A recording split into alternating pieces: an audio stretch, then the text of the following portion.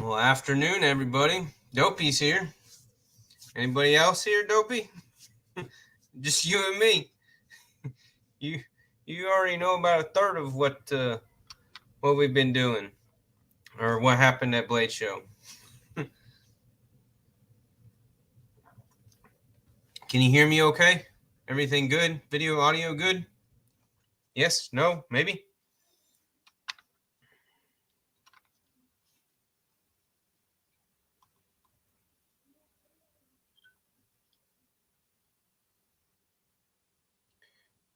Do.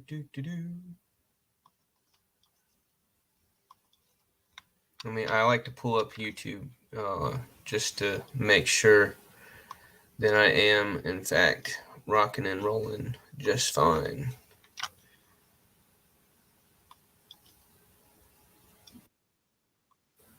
Yep. Okay. Yeah. There's Crispy. What up, Crispy? There we go. Oh, there's supposedly 4 watching. Nobody else is commenting in the chat. If you're here, say hey. Say hey so I know who you are. And then we'll get going here in just a few minutes. But man, I tell you, this was my first Blade Show. First time ever going to Blade Show. And it was a freaking blast. Like, I had so much damn fun. and I was grinning from ear to ear the whole damn time. I was so happy to be there. At one point, Stevie said, here we go. We got some people coming in here. Stevie asked me at one point when we were sitting down eating dinner, he said, what's my highlight? What's the best bit of being at Blade Show? And there's said Stevie. He's there. So as I told him I had to think about it for a minute, because I did meet a lot of cool people, did get to have a lot of awesome conversations with different knife designers and people at different certain booths, and then of course all my YouTube world friends that I got to meet there. So yeah, I felt so lucky to be able to get up there and do this, and it was just a blast. But no, so what I ended up telling Stevie after I thought about it for a little bit, I was like, you know what? At the end of the day, what was so great about Blade Show for me was that I was out away from my family and my kids. As much as I missed them, there was just something beautiful about going on a trip, going on a vacation is what it was for me. And not have to constantly be concerned about all of them, making sure that when they needed to go to the bathroom, we got them to the bathroom. When they needed to be fed, we got them fed. How much time we spent at this place doing this thing versus at that place and doing that thing. Just making sure everybody's happy, making sure everybody was having a good time as a family. That's typically how my vacations go. And so this was one of those rare vacations where I got to just be me, do me, and go where I want to go, when I want to go, spend as much time as I want talking to this person or looking at this knife, or that was just the beauty of it. Is just no worry. It was just it was absolutely no stress of having to worry about somebody else. And because being a dad, the dad that I am, I'm a fairly good dad. I'm always worried about everybody in my family and making sure that they're taken care of and that they're having just as much fun as I am. So finally getting to do a trip where it's just me and I don't have to worry about any of that shit. It was really cool. It was just really great just to do what I wanted to do,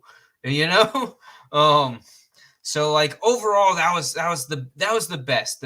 Just the overallness of being able to go to Blade Show by myself and just do everything when and how and be where I wanted to be and all that. So yeah, that was the greatest bit for me about Blade Show, was just the overall experience that I got to have by doing it without without kids, without the family, without the wife.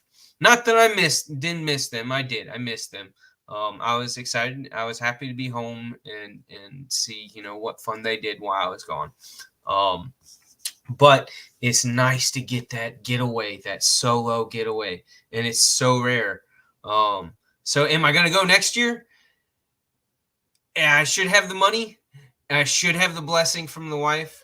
So hell yeah, I'm going next year. So if you didn't make it this year, or you didn't run into me and I didn't get to talk to you as much as I wanted to, as long as I wanted to, and hang out with you next year, hopefully I get to meet you. Hopefully I'll be able to hang out with certain people a little more than I did this trip. This trip being like my first time. So, it's been said so many times by so many people, you come for the knives, you stay for the people. And that couldn't be more true. Could not be more true. So, yeah. So let's get into it now that we got quite a few people here. Yeah. Be right back. Don't move. You know how you don't move? Stevie, you know how you don't move? How you stay seated? You don't stand up. I love that. I will never forget that in that live where Stevie is just like, you don't stand up. That was so funny. Okay, so how was my blade show different? How was my experience different from everybody else? I'll tell you, I went camping. Not only did I go camping, I rode the motorcycle up there from home and camped with all my gear being strapped and tied down to the motorcycle. Yeah, hashtag don't stand up. Yeah, there you go, Gonzo. That's right. That's gonna be a thing from now on, right? So here I'll put together a little slideshow of all the pictures that I gathered up. So here we go. Minimize me.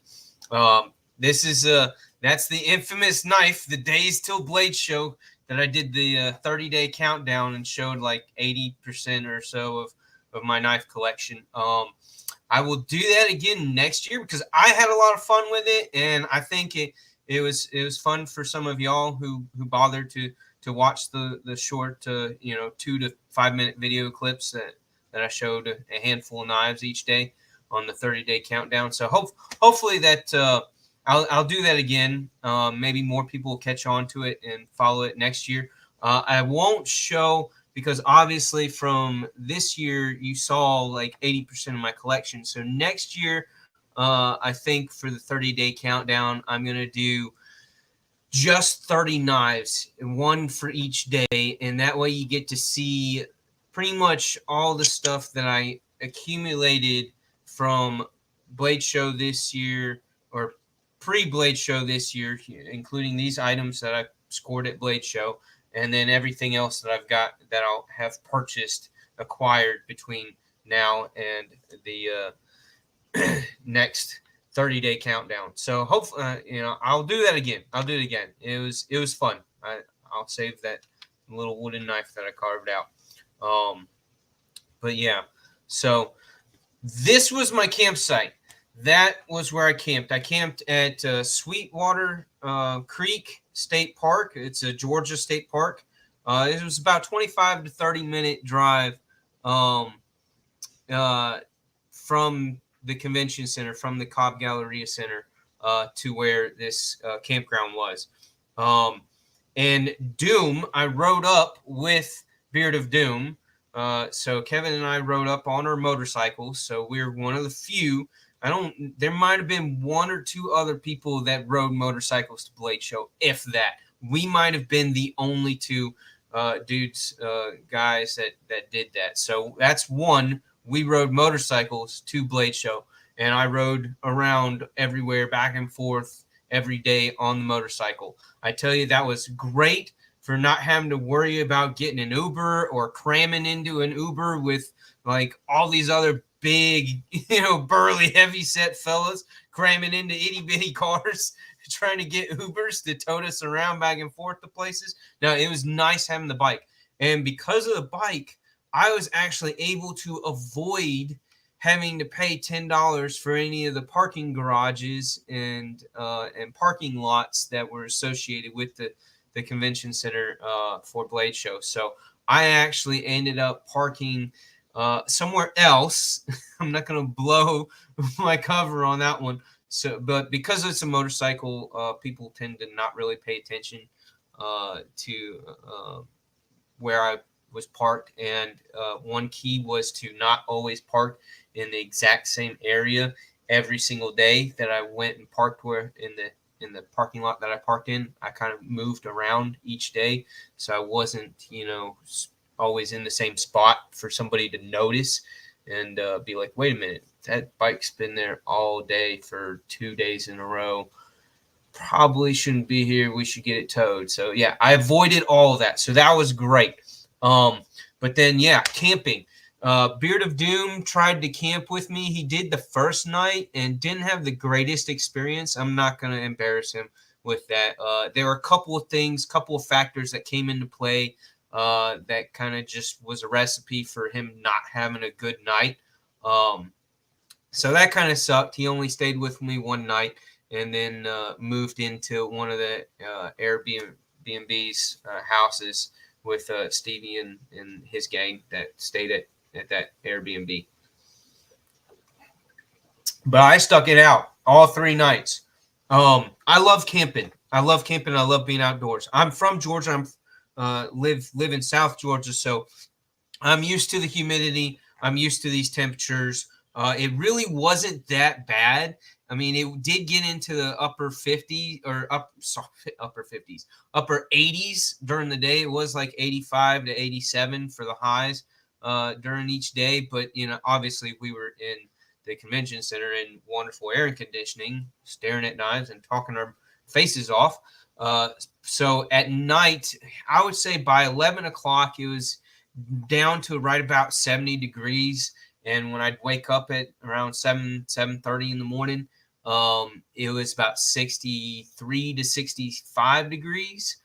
So for me, that is cool. For me, that is comfortable. I know for others, that's not. I know for others, the humidity that's there in Atlanta bothers you. Again, I'm used to it. I grew up on the northeast side of Atlanta. So, and yeah, I'm just, that was no big deal. I was comfortable in that weather. And luckily it did not rain at all during Blade Show time and while I was camping. So my tents, I mean, even if it had rained, my tent would have kept all my stuff dry and everything. I would have not had trouble with that. But it's just nice not having the tent wet when was packing it up Sunday morning. It just that makes things easier. It's just nice that it didn't rain. I would say we had really good weather. It wasn't insanely hot.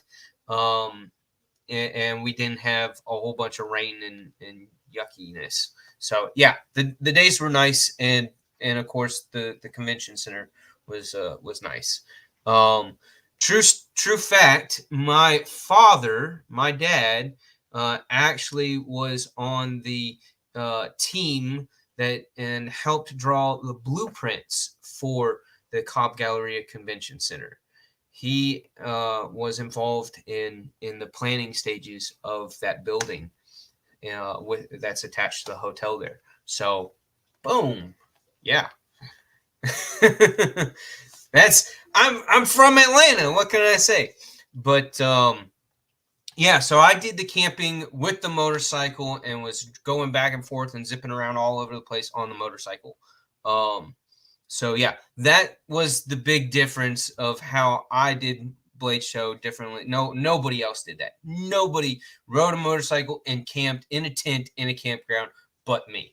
So yeah, aren't I special? Aren't I special? No.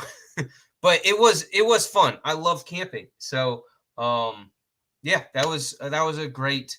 It was a bonus experience. Will I do it again next year? No. I mean, I'd love to, but I gotta say that the time that it took for me to drive to the campsite every night and drive that 25 to 30 minutes on the road, and the time that it took me to set up camp and take down camp, it wasn't that long. But just the fact that I was doing the camping part of it that I enjoyed, but for an event like Blade Show, where it was just like, I was racing to get the coffee made and make some coffee in the morning there at the campsite, and then go shower, clean myself up, get dressed, get ready to go with my day bag on the bike, and then make that drive, and then reverse it late at night. I just that there was that all that time, it took away from time that I could have spent in the pit or at one of the Airbnbs and hanging out with people and having more conversation and all of that. So next year, I'm going to make sure that I get in with somebody at one of the Airbnbs houses and stay at a house. I'm not big with hotels. I've done so many hotels growing up with my family, my parents, and my wife and the kids. I've really like to avoid hotels. The Airbnbs, and cabins, and that's the way to go. That's the cool way to go. If you can plan that and get enough people so that the expense is minimal, that's definitely the way to do it. And that's what I hope to be able to do next year. I think I proved that I'm a nice enough guy and I'm not too damn crazy, and that I can be livable with, for the sake of doing a Blade Show. Yeah, Maddie. Yeah. So that's what I said. Some people, they need the AC. I took showers. There was a shower at the bathhouse there at the campground. It's just a little bit of a walk down to it from my campsite. So I took showers. I was clean. I bathed. I brushed my teeth. All that jazz. So yeah, that was cool. During Blade Show, here, I'll go to the next slide. Let you stare at the. So I did the early bird. Why? Because there was a knife that I really wanted to pick up at Blade Show that I knew was going to disappear fast, because they already said that they were only bringing about 4 or 5 of them up there with them. That was the Tops El Pionero little fixed blade. So I did the early bird plus all 3 days. Buying the tickets, I got a little frustrated because if money's a little tight and you're trying to save money by not doing all 3 days, Friday and Saturday are the 2 days to go. Sunday, if you can't do Sunday, Sunday's the day to do without. Definitely go Friday, and if you can, go Saturday. If you can't go Friday, definitely go Saturday for sure. Saturday absolutely is the must go day. If you can do Friday with it, do Friday with it. Sunday, if you can't do all 3 days, Sunday's the day to forego and not go. If you're having to cut money or expense, or got to be back for work or whatever. Sunday would be, out of the 3 days, Sunday would be the day not to go if you had to cut one of the days. But I did the early bird, so this is me sitting in line for the early bird, and I was not the earliest person to get to the early bird. I did not camp out at the convention center like a good number of people did. I would say probably about 15 to 25 people actually camped out there overnight. No, thank you. They sat in chairs. So I would not do that, because then you're exhausted just going in on the very first day, because you didn't have a good night's rest because you slept in a freaking folding chair. Yeah, no, thank you. So I got there, probably around 9. No, around 8:45, somewhere between 8:45 and 9 o'clock. And the doors open for the early birds at 10. Yeah. So Gonzo. That's me. If I'm not wearing the cowboy hat, then I got a ball cap on. I've always lived in a hat, so and I'm almost always in the boots and some kind of pants, usually blue jeans because of being on the motorcycle. So yeah, that's my look, you know. Texas Ranger before Texas was founded. But yeah, so that's waiting in line. And while I was waiting in line, Zach from Zach in the Wild, his channel, his YouTube channel, and Ben Peterson, the guys from long ago that always did the Blade HQ YouTube videos.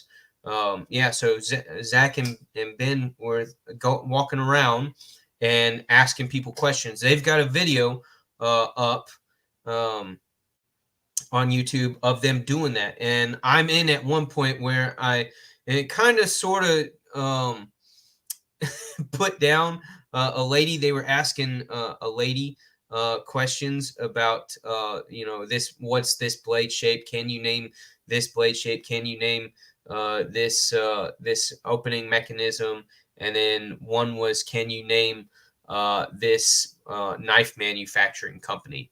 And it was the Benchmade, or not Benchmade, it was the Buck Knives logo, with the Buck Knives logo. And most of us, just about all of us into knives, know what the Buck Knives logo looks like, with the anvil and the iron, and and the big B for Buck.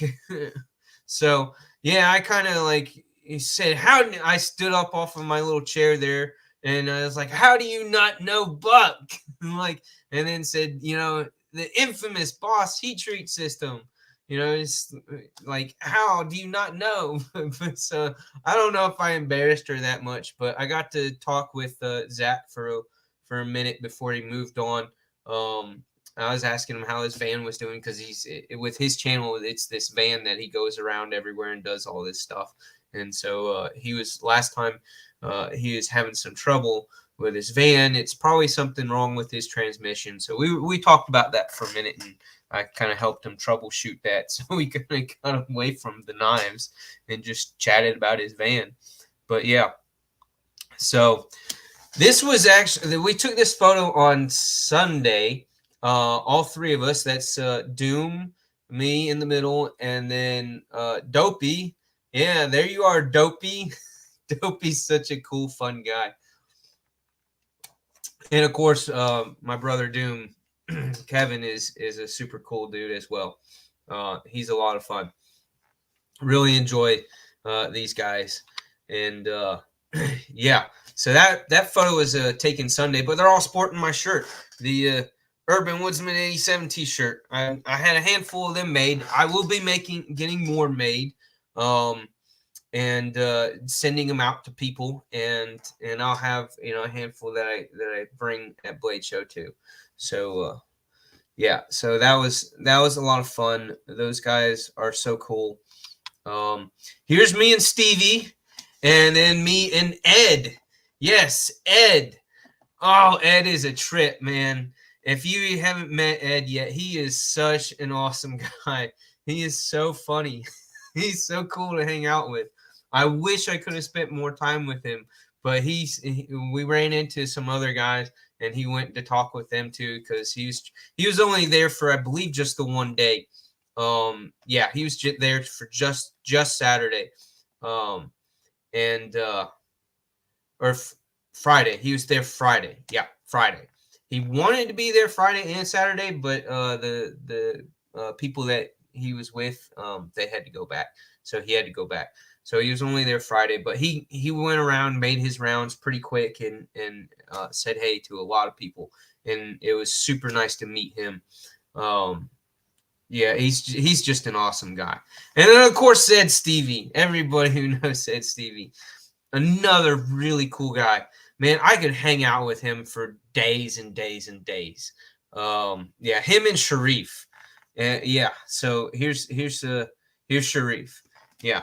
Another dude, stellar dude that I could just hang out with for days. He and I could talk knives for hours and hours and hours. I love his new knife that he's coming out with. It is super sweet. And starting his own line of knives. His second one is probably most likely almost indefinitely, because I'm preaching to him almost once a week. I'm gonna blast him about it. It needs to be the Wharncliffe that he's designed, because I love the Wharncliffe blade shape, and so that one just looks so sick. So that better be the next one that he comes out with, because I want it. But he set me up with some wood that he had gotten. Oh, I forget who he got it from, but he gave me some wood to bring home, and I'm gonna make him a couple of little things out of at least half of it, if not most of it. So that'll be fun. That I'm gonna make something for him and send his way. Hopefully I'll get that done in the next week or so. There's a couple little things that I gotta do to make it happen that will take a little bit of extra time, but yeah, that'll be great. Yes, that is one thing. Thank you, Dr. Drew, dude. During this whole thing, you know, you're spending all this time looking at knives and talking to people, meeting people, and if I had 2 water bottles. One that large water bottles, the double insulated ones that keep stuff hot and keep stuff cold for a crazy long time. The Hydro Flask bottles, 18 ounces. I like those. They're slender. They go in and out of bags really nice, and they hold full 18 ounces. And they got a nice watertight cap that screws onto it, large mouth opening, so it's easy to chug water. But yeah, you got to stay hydrated. So I had 2 of those bottles. One I filled up with all my coffee and brought that, and I drank that. And then the other one was filled with ice water, and I drank that. And then, yeah. So stay hydrated. Constantly drink water. Keep fluids in you. One, it helps keep it to where you can talk and less likely to lose your voice, like some people did. These knives, yeah, he definitely lost his voice by like day 2. That dude can talk and talk and talk. That dude talks himself dry. But yeah, definitely hydrate. These guys, EMP EDC. I have the relative and I have the thick boy, and I kind of want the nimble with the Wharncliffe blade. Maybe, possibly someday, I don't know. But they have a OTF that is coming out super soon. Well, I'm told September. I don't know if it'll be beginning of September, middle of September, end of September. We'll see. It'll be out when it comes out. But John there, the guy who designs and cranks out all these stellar knives from EMP EDC, super cool guy. Had a lot of fun talking with him. And then you know who the 2 are on each side of me. There's Cole and his wife. They are super sweet people. Peas in the pod type couple. Totally go together perfectly. Yeah, I had a lot of fun talking with them. Cole is so cool. I get why he's so damn popular, Mr. Tri-State. Everybody loves Cole. And Kara she takes wonderful pictures, and just a beautiful smile on her face. Wonderful people running that booth this past weekend, and yeah. So I had so much fun hanging out with them. But that knife that's in my hand, that's the OTF that I want. The Wharncliffe blade one on the bottom there. The top one is a Tonto blade. The bottom one is a Wharncliffe. They are supposedly dropping sometime in September, and it's just the action on it, the profile of it. It's sleek, it's slender, it's comfortable as hell. The pocket clip on it's money. The whole thing, the action activation switch, extremely almost obsolete play with the blade. Like couldn't love this OTF anymore. I fell in love with it. Oh, I fell in love with it. I was crushing on it the whole damn weekend. I was constantly coming back over to the booth. Had to get my fix, several times each day. I was absolutely. Cole said it. He said, I asked him in his Tuesday live. I was like,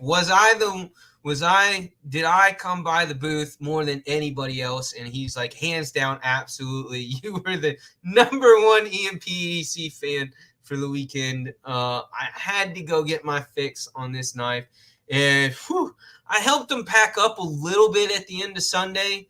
And I tried hanging on to that thing so bad because I was hoping, wishing on a dream that John would let me take it home. Oh, I would have given him 200, 300, whatever he wanted. Well, Cole said, shout out $5,000, you can have it. And I was like, no, I can't do that. I don't have no $5,000. I don't want it that bad. But yeah. Oh, that would have made the whole show for me if I could have taken one of those home. But no, I will have to wait for September like everybody else. I will wait. Very impatiently, I will wait. Longing to get my hands on one. It is really, honestly, that good of an OTF. Whether or not you are an OTF person, if you didn't go handle it, if you were there and you didn't go put one of those in your hand for a minute, shame on you. Because, yeah, that is a great OTF. And it's going to be under $300. Yeah. It's going to be so well priced. I might have to buy two of them. I'll get in trouble if I do that, but I might have to. I just might have to. So, here's another great story. Here's an awesome story that was like, I mean, I was stoked just to be there. I was stoked to meet the people that I met and to hang out with the people that I got to hang out with, and see all the knives. And I scored some good knives, and I'll get to that. I'll show off what I got here shortly after I tell this story. But this was awesome. Dopey hooked up me and Doom. He supposedly knows Crazy K from Kaiser. So that you see me down in the corner of this photo, just barely, mostly just my cowboy hat. But this is the Kaiser Dinner that they had. I want to say maybe about 80 to 100 people got invited, if that. Yeah, it might have been only 65 to 70 people. I'm not super good at judging crowd numbers, but that would be my guess. So, yeah, Dopey hooked me and Doom up and got us on the invite list. And when we got there, they gave us little tickets that had numbers on them. And so everybody had a number. And so they did a knife giveaway, like a big knife giveaway. They had a big knife roll, huge knife roll with probably about 35 to 45 knives. There were quite a number of knives in this massive knife roll. And it was in the back corner, underneath where that writing is on the wall there. It was in that back corner. And, of course, this photo was taken like almost right at around 7:30. So they didn't do the drawings for the knives to be given away until probably 8:30.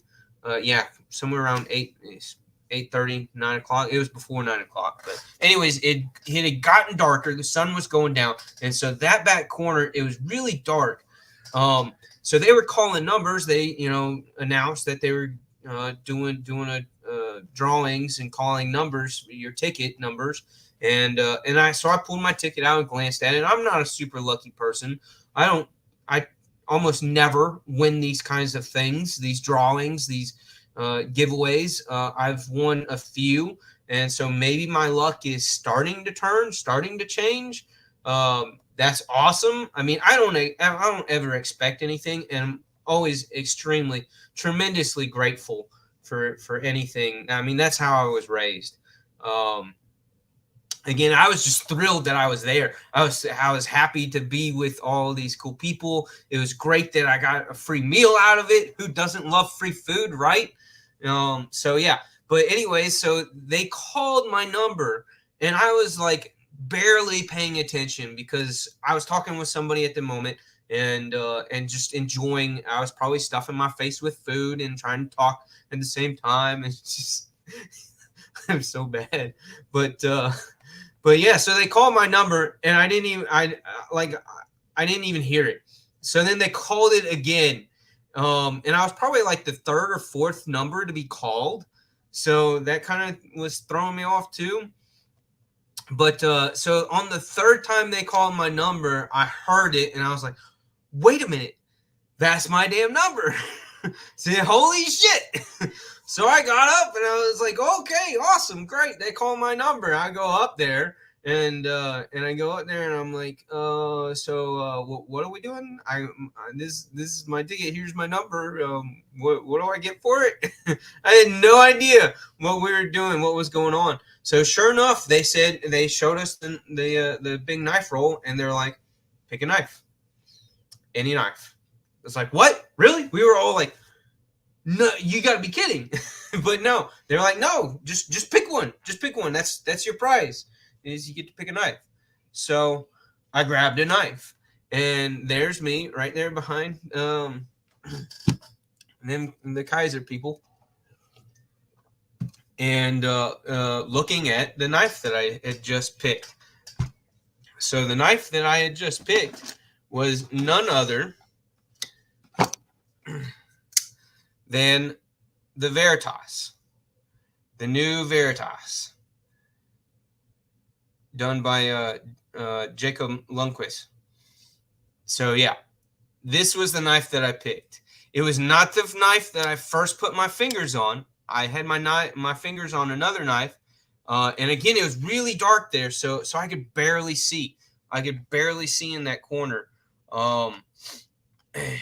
So we all struggled trying to look through the plastic sleeves to figure out what knife was where. But this was the second one that I saw after I pulled out and slipped back in the first one. I was like, nope, don't need that one. So I went and my eyes searched again, and I saw this one in its sleeve, and I went and reached for it, and I grabbed the top, and at the same time that two other fellas reached for it. And supposedly Stevie swore that I was going to be the one to throw elbows and really fight for the one that I wanted. I had a death grip pinch on it. I was like, I got my fingers on it first, all the way like this, and one of the other guys, he let go and gave up really quickly and went to find another one. But the other guy like kept pecking at my fingers, seeing if I would let go of it. And I looked up at him and it was like, "No, this one's mine." So I didn't throw any elbows. I didn't throw any punches. I didn't swear at anybody. But I did put up a half decent fight for it. I did have to insist that this one was going home with me. So yeah. So that's the crazy story on how I got that knife for free. So I could not have been more stoked. I literally went back to the table that I was sitting at there, and it got passed around through a handful of people who were either didn't get to see this one at the table or wanted to get a second look at it. But yeah, so after it got passed around through about 4 or 5 sets of hands, and I got it back in my hand, like I was fighting back tears. I was so emotionally happy. Yeah, I was just, I was glossing and fighting back tears. I could have not been feeling so blessed to have scored this. Yeah, I was really tempted earlier that day to buy it. When I saw it at the Kaiser table, I was so tempted to buy it. I just at the time I was just like, my funds. I gotta stay stay on top of my funds and not break away from my goals for the show and how much I can spend and what I want to really get. So I passed on it, and then the fact that I got to win it at the Kaiser Dinner was just I mean, I was just so emotional. I was so thrilled. But on on Saturday I went by and talked to the guys at the Finch table at the Finch Knives, and Doom has the Finch Reciprocity, which has like a sheep's footy blade shape to it, and that is an awesome knife. When Finch started putting out their first models, they looked cool. I really liked their models. Really liked the design that they were going for, the vibe that they were throwing out.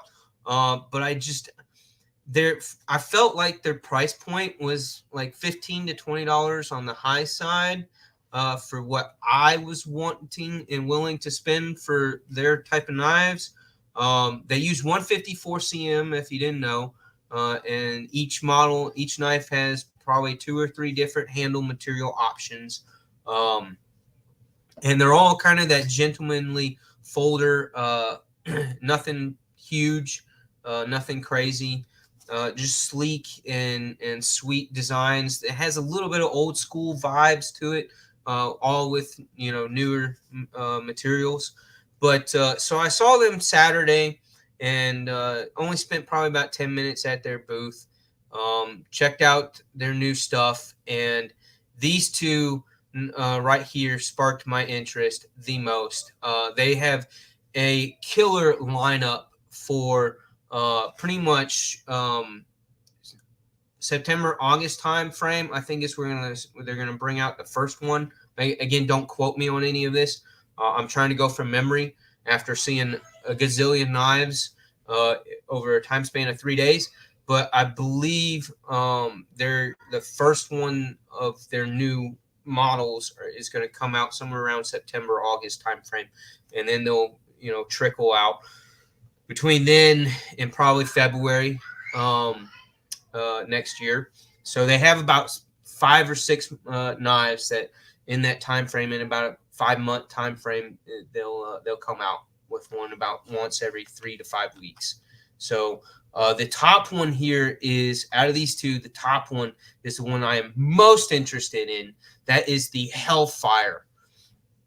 And I came back to the booth on Sunday, their booth on Sunday, and talked to Mr. Steve. Really cool guy. Had a wonderful 15-20 minute conversation with him. He had them pull out all the new models again, because they had at that time on Sunday kind of tucked them away since they weren't selling them. They were trying to sell whatever all the other stuff they already had previous releases.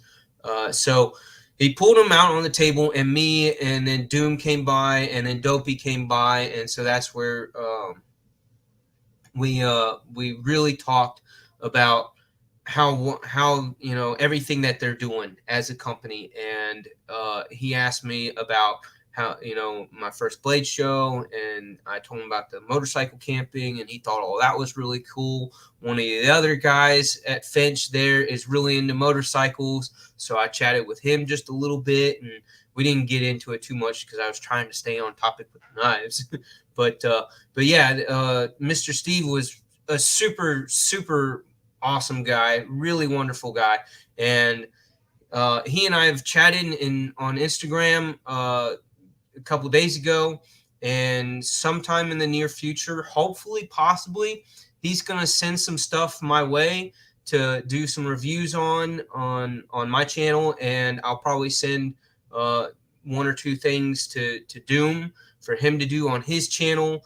and then maybe together he and I will do one of the Doom coffee things and do a giveaway with something from that Finch sends my way. So that's the hope plan is that we'll be able to do all that and give Finch some more street cred like they need it. But yeah, and show off some of their new stuff that's coming. They had some pouches that they were giving away, and Stevie got one. And I don't know if they were out by the time I got to their booth or what, but I didn't get one of their pouches. Really sweet pouches. I liked the size and the material is that lightweight stuff like what my backpacks are made out of. So hopefully Mr. Steve sends from Finch sends one my way because I'd love to have one of those pouches. But yeah, so that was the Finch table. I had a good time there. I also got to talk to Joe Flowers at the Condor booth. That was really sweet. I got to talk to him for about 15 minutes Friday morning. They were probably like my third or fourth stop in my list of all the places that encircled on the map of places that I wanted to hit up and go to first. But yeah, so you like the bottom one?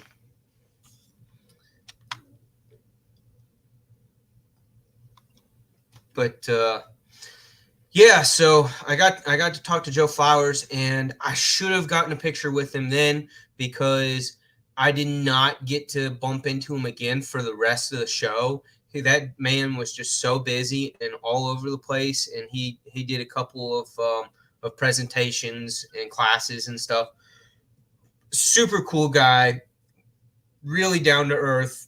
And he and I talked about one of the new machetes that they came out with and about all the bushcrafting stuff that he does because I'm into bushcrafting.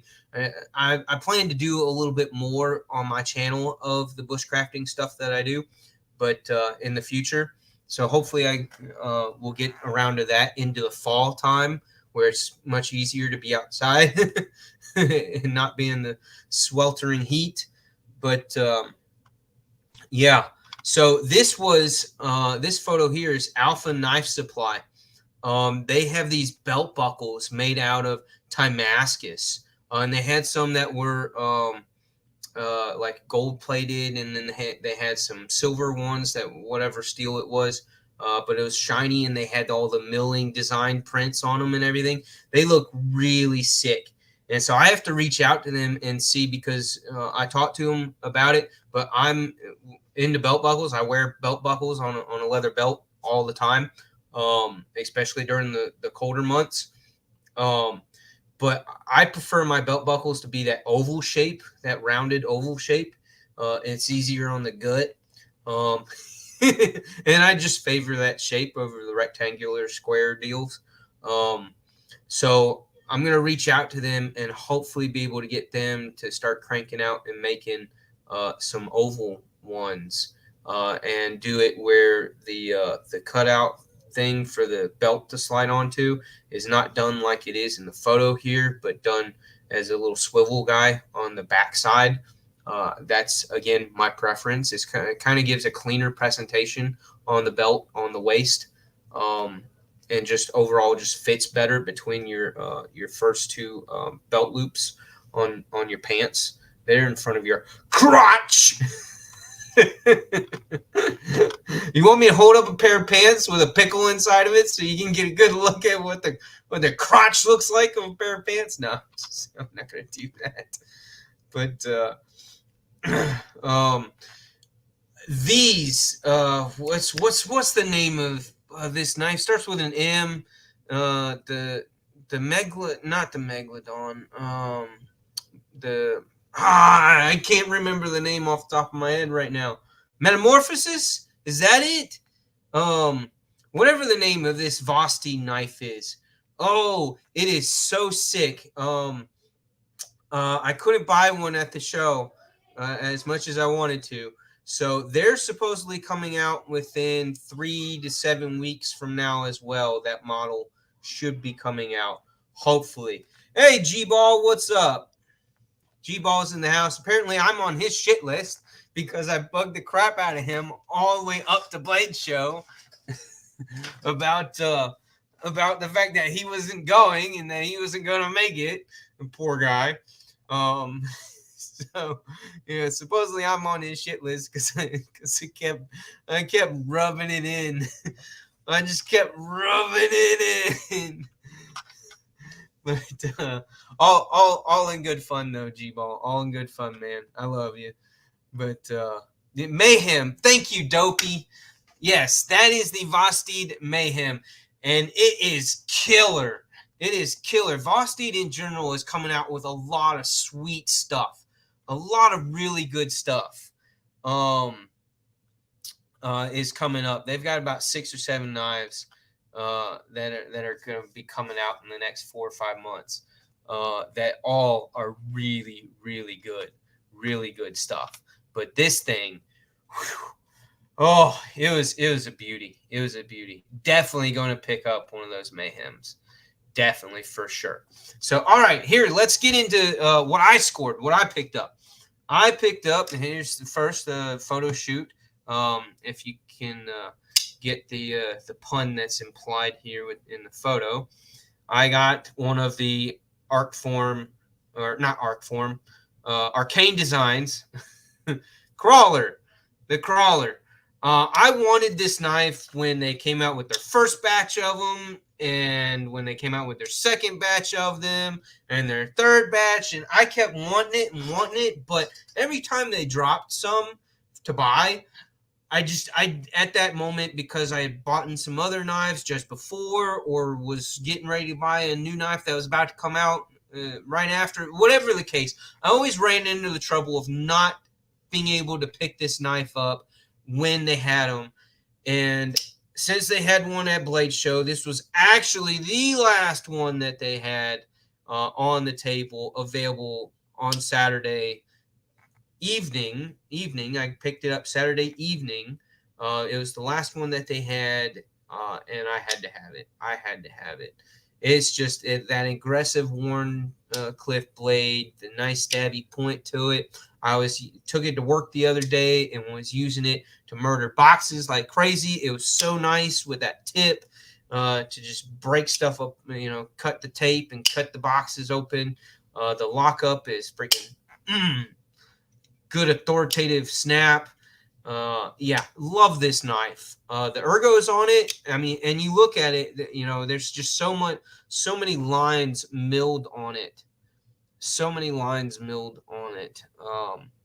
And it's just a sweet knife. I love it. So glad, so happy I could pick one up. It was an intentional purpose, one that I had planned to buy if they had one. And so yeah. So I'm so glad that I picked it up because it is a beaut. For sure. Here's the next one. And let's see. Here he is in my drawer. This guy is made by, oh crap, let me grab my cheat sheet. Again, even when I got home from Blade Show, I started getting online and started looking for ones that I didn't take photos of, that I, vaguely remembered the name of, or remembered, the brand, like, oh, they, that company had 1 or 2 of them that I really liked. Let me pull it up, and I made my list on a Google spreadsheet. Made a list of the next 5, 7, 12 knives that I'd like to buy. But this guy is made by done by BRS. It's their Evolve series, and the knife is called the Fragment. It's called the Fragment. And it is cool. It is not that big of a knife. It's like 2 1/4 inch blade, somewhere around there. Yeah, 2 1/4 inch blade of S35 VN, S35. And it's obviously, as you can tell, a top front flipper style opening mechanism. And it's got these sweet little hexagon cutouts on it, and yeah, really cool knife. A lot of fun. Frame lock, There's the clip side. Yeah, really cool knife. Again, S35VN, and guess it's a Dirk Pinkerton design. It's a Dirk Pinkerton design. Or no. Sorry, my bad. Wrong. It's not a Dirk Pinkerton. I glanced at the wrong knife info. I didn't get who made this. I think it's an in-house. I believe it's just an in-house. But again, a nice little Warren Cliffy blade. The spine drops very quickly down to the tip. Great little slicer. Normally priced on Blade HQ. I looked it up on Blade HQ's. Got them going for $97.50. I think they've got the best price on them right now. But again, S35VN. Guess what I picked and paid for at Blade Show? $65. I got this guy for $65. Titanium S35VN for $65.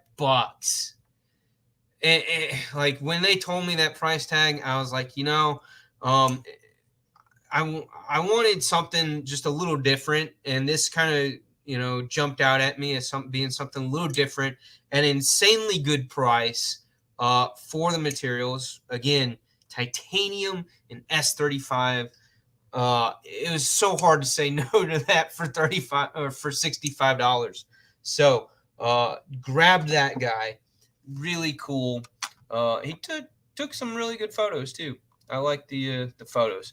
All right, this is the Dirk Pinkerton design. Who knows what this knife is?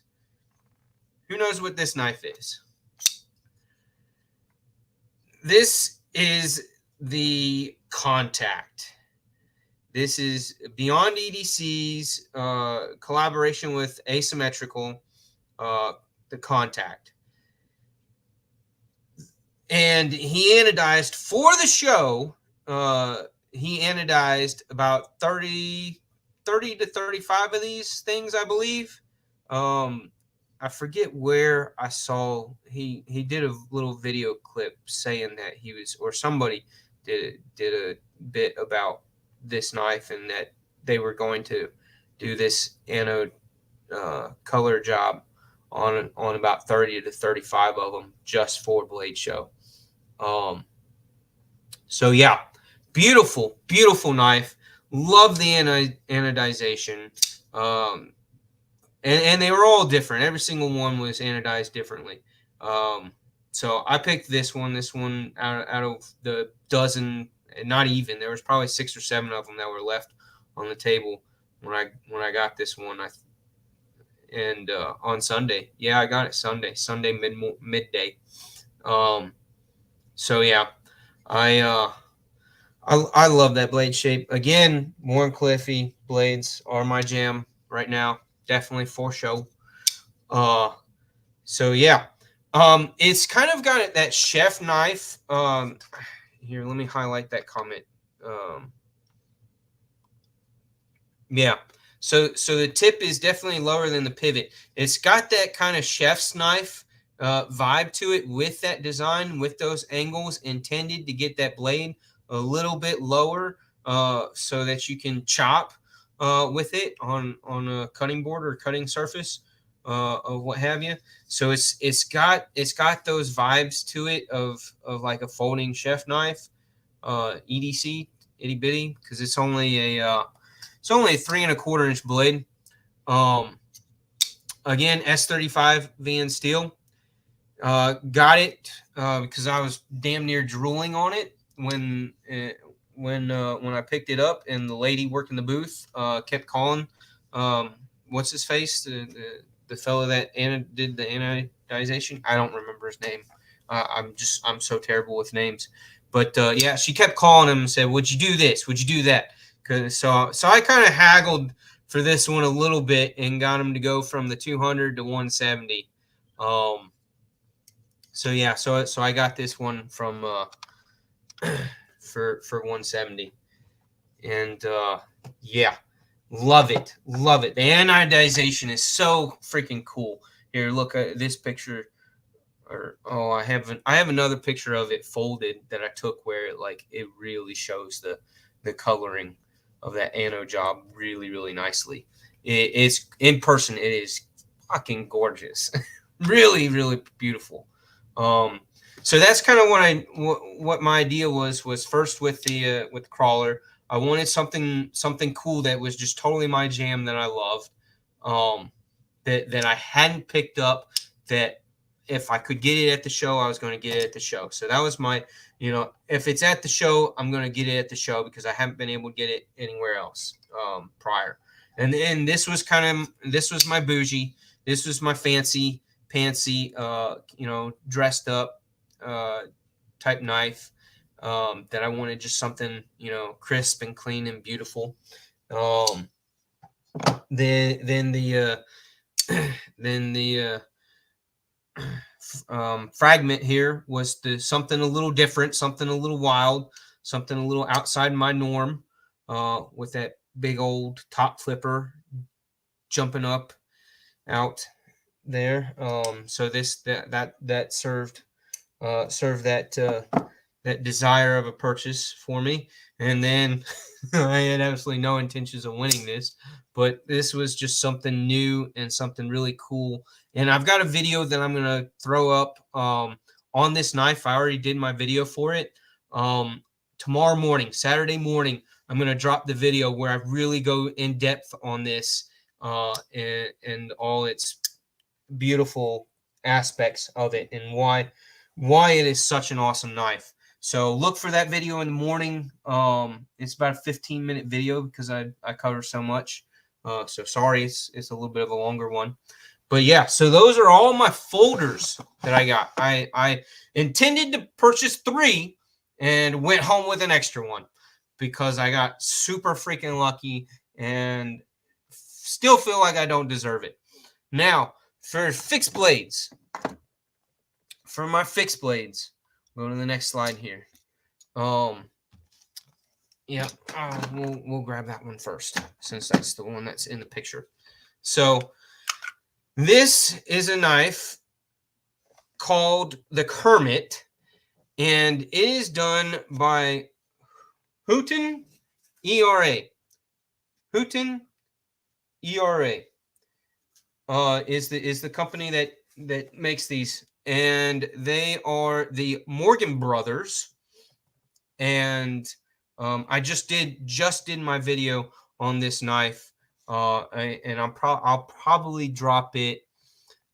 I might drop it Sunday or Monday. I don't know. I got to look at the YouTube algorithms of when the better times to drop a new video are. But I'm gonna do the Veritas tomorrow morning, and then I'll do this guy next, and it'll just be either Sunday or Monday, probably. But it is a really cool little fixed blade. It's only about a 2-inch blade, so it's a small blade, and it's got a nice curve to it, a little bit of belly. The handle, the ergos, that's where this knife is so damn awesome. And it's in 154 cm steel. It's done by the Morgan brothers. Underneath their own brand, the Houghton ERA. ERA stands for what? Damn it, dropped it. Houghton ERA Outdoors. I forget what the ERA stands for, but they got their website. You can go to their website. It's HoughtonERAOutdoors.com. And they got check them out. If anything, their website's kind of new, so they don't have stuff for sale up yet on their website. Soon, but go to their Instagram. They got videos and photos all up on their Instagram page, showing their knives. But those two guys had designed at least two that I know of, Tops knives. 2 of the Tops knives. So if you're familiar with Tops, the popular one, the more common one, is the Brush Wolf machete. It's a smaller machete called the Brush Wolf. And wolf like the wild dog wolf. And then the other one is the Solidago or Solidago, however that's pronounced. I'm not familiar with that one. I am familiar with the Brush Wolf. Both great medium and large machetes. And so yeah, so they work with tops. So that might have just a little bit of the tops vibe to it. That would be why, is because they've made a couple of tops knives. But yeah, this is their design. This is their knife. And it's really cool. Micarta scales, handle scales, and 154 cm on the blade. They call it the Kermit. One of their videos on their Instagram explains where the name Kermit is coming from, is their grandfather. So there's a little bit of a touch of family sentimentalness in there. But Kydex sheath for scout carry is they have leather sheaths for this knife, but then they also have the Kydex, and the one right here that I got with it is the scout carry one, and that, to me, that's the way to go. It's an awesome knife. And do you see that carving? Do you see that little old man? I did that this morning. Well, lunchtime. I made this guy. Yeah, I tried my hand at carving again. It's been a while. It has definitely been a while, but I did it with this knife. Yeah, I sat down and carved this guy, this old man, and painted him up after lunch. So yeah, he's all right. He's not the greatest. Again, I haven't done any carvings like that in years. So yeah, I need to get back into it because it's fun. It's fun. It's a little soothing. And you know, you sit there, whether it's a little block of basswood, which is what this is, or even just, you know, a large stick, a limb from a tree. You carve something up, takes 15, 20, 30 minutes. Just carve something up for the kids, you know, the younger kids. They love that stuff. They cherish that. So I used to do that when my 14-year-old was in Cub Scouts. On camping trips, I'd carve something up for, you know, 2 or 3 things for a couple of the boys. So yeah, and I used to carve when I was on my training exercises when I was in the Navy. Yeah, 8 years no boats. I was construction and combat. So yeah. So yeah, so I had fun doing that little carving, getting back into that. It brought back memories, and I had to scratch my brain to remember how to do certain things. But yeah. So the other knife, the other fixed blade, is the Topsail Pioneero, and this guy is sweet. It's basically a tactical paring knife, is how I feel is the best way to describe it. It's a little pokey, stabby. Really cool knife. Yeah. It's, again, the tactical aspect of it is that you can hold it in both reverse grip directions and use it as a self-defense. But also works really well indexing it like this for draw cuts, for doing controlled cuts that are towards you, but, you know, controlled in a safe way. So yeah, the way the bottom end of that, it looks funny, but it has its useful purposeness to it. And it's just, I mean, immediately when you grab it, this is a knife where you pull it out of the sheath and you can maneuver it around in all your different grips, all your different ways of holding it without looking at it, without thinking about it, because you know where your hand placements are. That's because of the design of that handle, which is just, it's really cool. It's really, really good for that. And there's a swedge being done towards the tip there. So if you're taking care of onions or peppers and, you know, slicing up some stuff with it as a paring knife, it goes through material really, really well, especially towards that tip because it's nice and thin back there. So yeah, so that's those are my scores. I got 4, yeah, 4, right? 2 fixed blades and 1, 2, 3, 4 folders. 4 folders and 2 fixed blades. 2 fixed blades. But yeah. Oh, and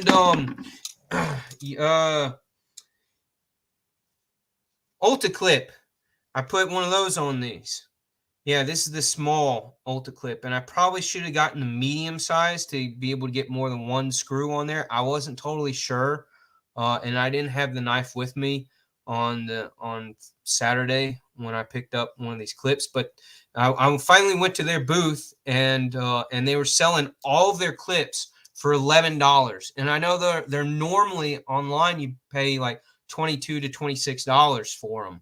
Is the average price that they go for online. So to pick them up, and I wish I had the money to have gotten 2. I would have gotten 2. So that kind of sucked. I didn't have enough cash on me that day. Because it would have been great to have gotten the small one and the medium one.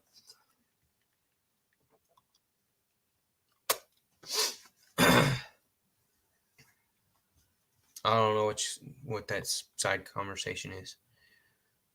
Y'all are talking about your power bills.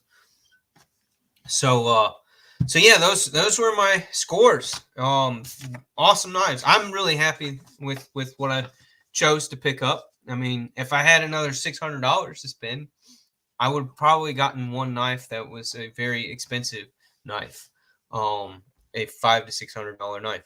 But I didn't have the money at the time, and I kind of felt like I needed to save for that OTF. I really needed to save for the OTF. All right, last picture, last bit of my story, the way home, the ride home. And this shit was terrible. This shit sucked. I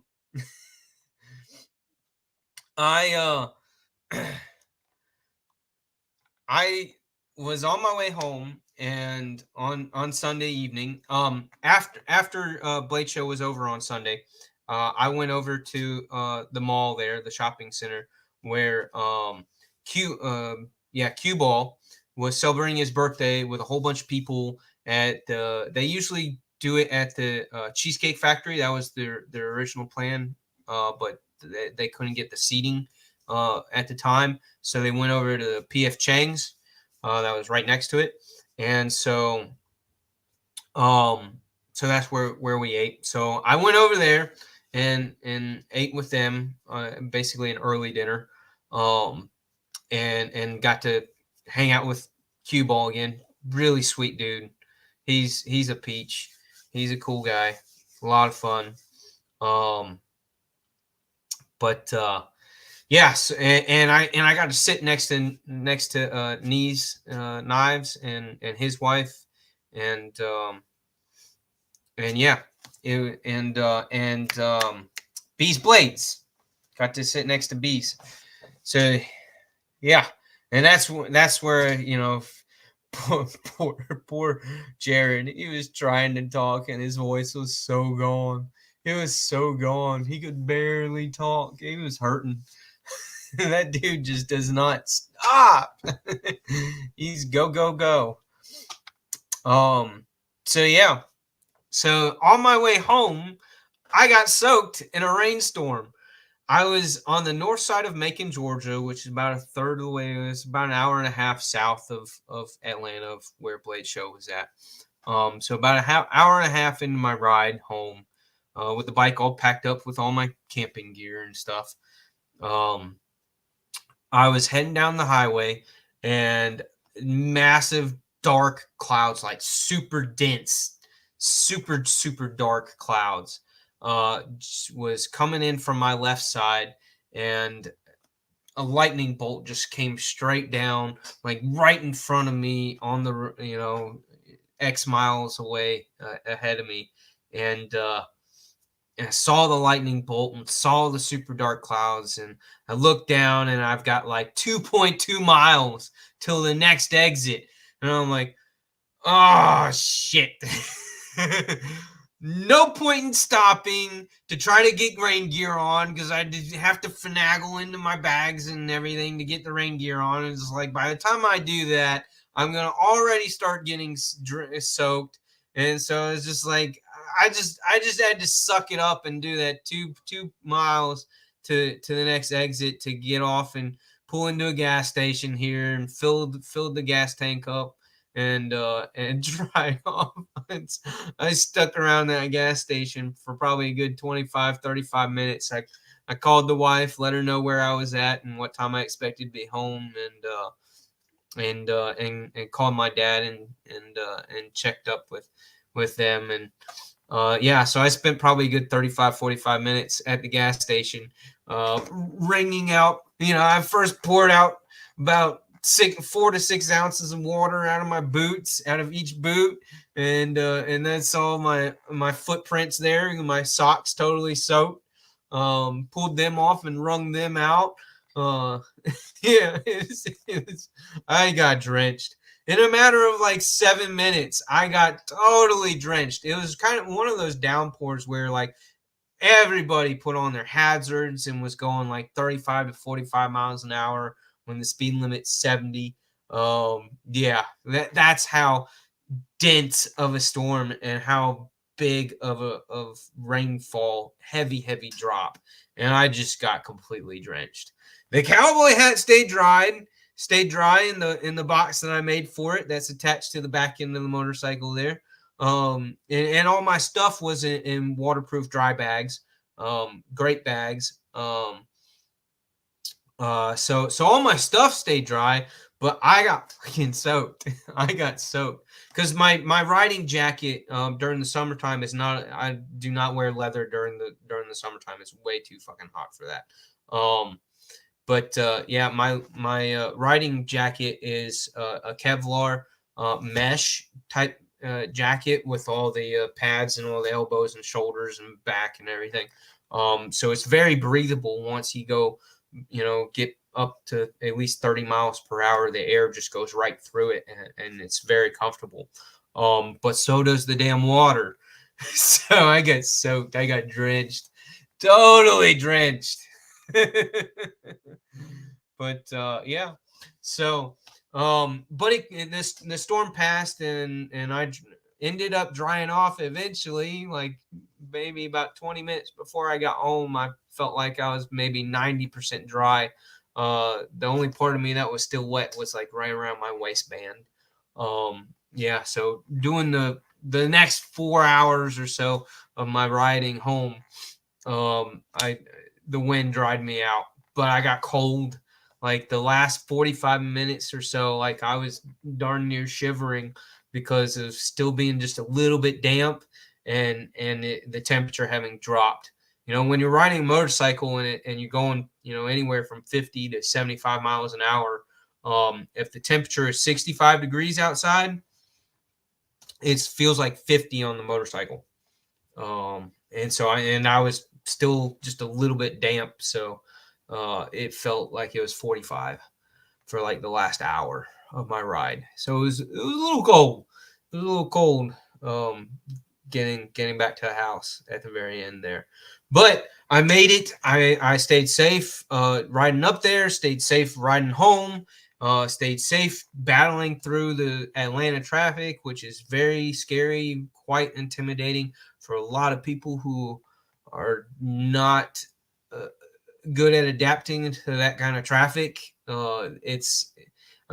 I've been all over the United States, and I've been in all sorts of big cities: DC, New York City, San Francisco, Chicago. I've driven in all your major big cities, and each one they're bad. They're all bad, but each one is a little bit different. And so yeah, Atlanta, it can be intense for drivers. So luckily I'm not bad on the motorcycle, and I've had enough experience in that kind of traffic to manage to stay safe and not get my ass ran over. It's always a little bit of a gamble.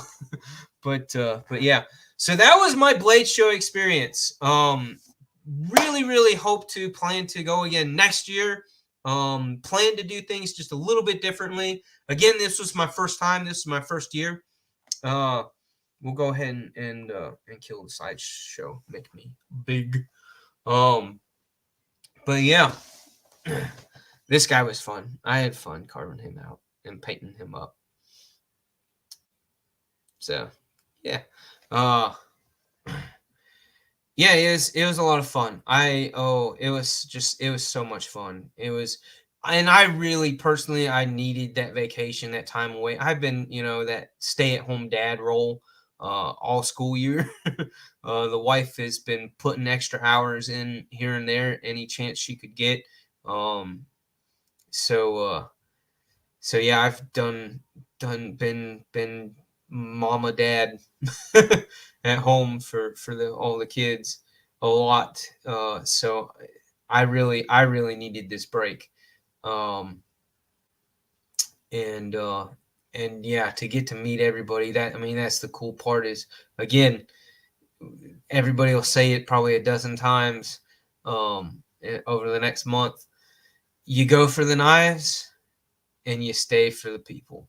It's really the people that makes it worth it. And I tell you, the two people that I missed, the two people that I really wish had been there, and I understand why they couldn't. I truly understand why they couldn't. But one of them is this guy right here, G-Ball. He and I hit it off. I did one of his shows for the diving off the deep end deals with your favorite knives, but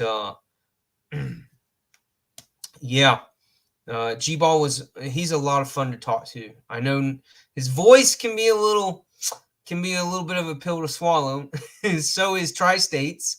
They're kind of like polar opposites with their voice. Tri-State absolutely hates his voice. That's why he does the voice changer for all his stuff. But and G-Ball has a little bit of that monotone, that deep monotone, like but still he's an awesome guy. My wife hates his voice, so I like to tease him about that. She's like, "Oh, is that dude on again? God, I hate his voice." And I'm like, "It's not that bad." I mean, like, my voice, I think I have an annoying voice. I'm not totally fond of my voice. I feel like at times I'm a little nasally, and so I'm, most people don't like their own voice, right? But yeah, so I mean, G-Ball, I would have loved to have hang out with you for part of Blade Show. So hopefully you and I both will make it next year, and we'll be able to hook up and hang out and have a good time together.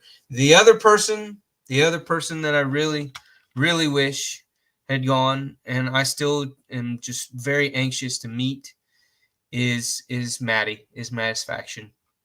I really want to hang out and give him a big old hug and say hey to him. Give him a huge pat on the back for his new design that Kaiser is putting out. So if you haven't heard already, yeah, Matty designed a knife.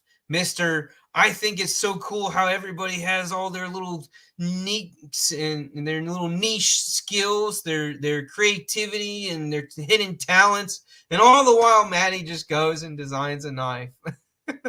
And Kaiser's putting it out, and I got to handle their prototype at Blade Show. Sharif was there showing it off to me. He's the one who picked it up and was like, "Do you recognize that maker's mark there? Do you recognize who that is?" And it took me a minute, and once it clicked in the old noggin, I was just like, "No way!" It was so cool that it blew my mind that Matty finally got the opportunity to do that. And Sharif is such an awesome guy that was able to help him out with that process and get him to hook up with Kaiser to make that a reality, to make that possibility a reality. It's just it gets you in the heart. It's a beautiful thing. It's so wonderful that he was able to do that. But yeah, that's all I got. that was my experience. That was my blade show experience.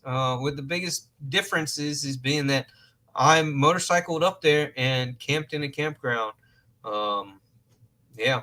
And another guy that I wish I could have hung out, spent more time with, and unfortunately he had to go. He had to leave earlier than he intended to himself. Was Grumpy. Grumpy hooked me up with my own monkey, so I'm part of the monkey group. I love whatever the material this is. The type of plastic that it is and the 3D milling job, it's really cool. The texture of it and the way it's made is really neat. And the color, I love the color.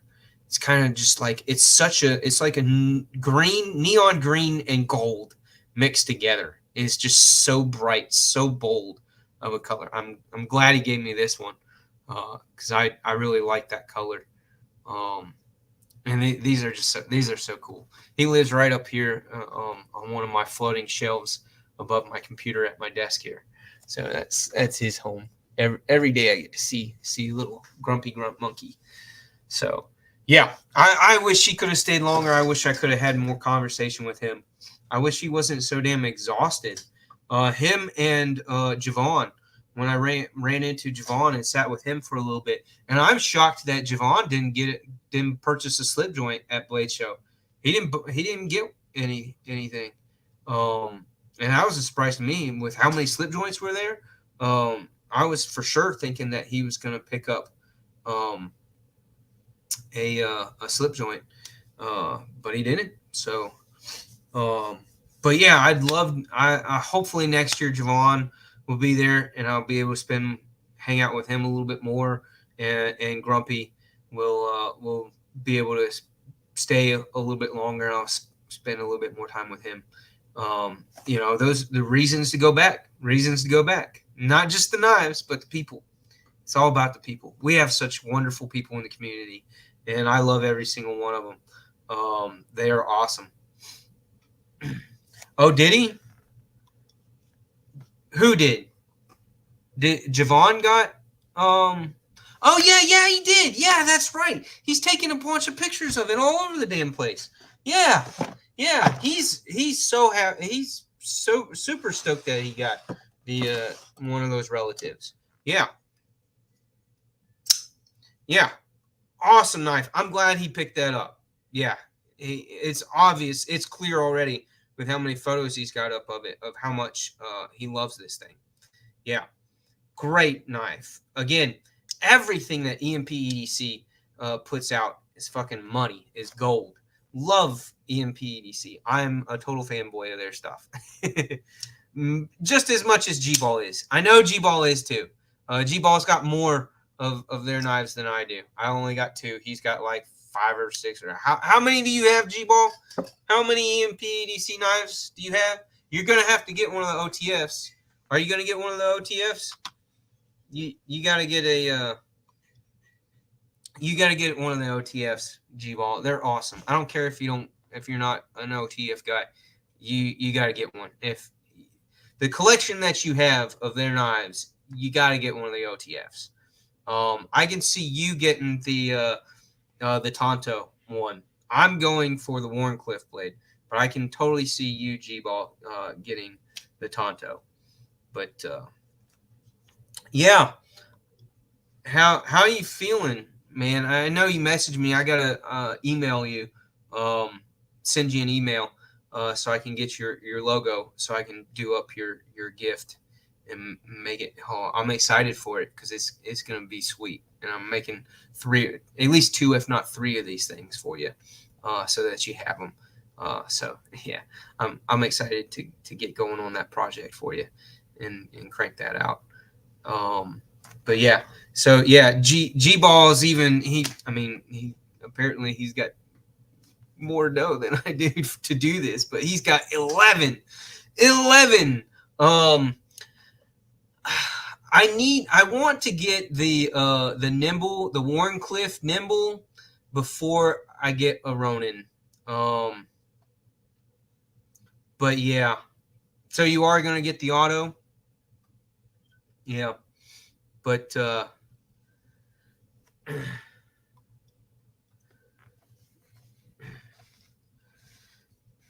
yeah, Sharif, it was so much fun, man. I could vacation with you anytime, man, anytime. Um, but yeah, I'm excited to get working on that. I'm working on that little project for you. Those things that I'm gonna make for you. So I'll send you an email later this afternoon so that you can get me your new knife company logo. Your stickers are awesome. Um, I'm gonna get another Apache case for knives that I'm gonna just put up all the stickers. At least the stickers that I'm gonna keep. I'm gonna outdo that box. Totally stickerify. Is that a word? Can that be a word? Um, that box with a whole bunch of the stickers that I got up at Blade Show, and mainly focus on all the channel stickers for everybody. And eventually there will be, like I said, there will be more Urban Woodsman T-shirts, and I will get going on some stickers fairly soon too. So those will be sent out as well. So yeah, I'm gonna go ahead and call it quits. I've been on here for way too damn long. I think this is the longest live I've ever done. But yeah, there's a lot to talk about. It's a Blade Show. If you get a chance to go for sure. It is so much fun. So much fun. Oh, I could talk about it and talk about it and talk about it. And I'm still coming down from my high. Yeah. Dopey asked me in somebody else's live just the other day, if I had already packed for next year's Blade Show. No. I actually spent about 3 days, had to spread out my unpacking over the last, pretty much 3 or 4 days. So it took me a while to unpack too. But no,